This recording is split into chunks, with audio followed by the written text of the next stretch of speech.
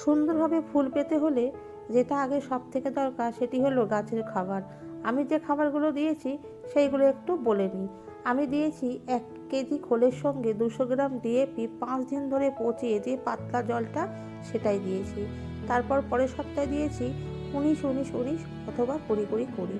প্রতি সপ্তাহে সপ্তাহে খাবার আমি চেঞ্জ করে করে দিয়েছি, যেহেতু গাছটি আমার মাটির মিডিয়াতে আছে। তারপরের সপ্তাহে দিয়েছি 10-26-26 নিমখোল এবং বাদাম খোল। 300 গ্রাম 10-26-26 1 কেজি নিমখোল এবং 1 কেজি বাদাম খোল, এই 3টে জিনিস একসঙ্গে মিশিয়ে রেখে অল্প করে দিয়েছি টবের সাইজ অনুযায়ী। যেটা সব থেকে বেশি দরকার সেটা হলো মিক্স খাবার, যেটা আমার চ্যানেলে অলরেডি দেওয়া আছে। যদি প্রয়োজন মনে করেন তাহলে কিন্তু অতি অবশ্যই একবার দেখে নিতে পারেন। আর খাবার যেগুলোই দেবেন সেগুলো কিন্তু অতি অবশ্যই টবের সাইজটা মাথায় রেখেই দেবেন।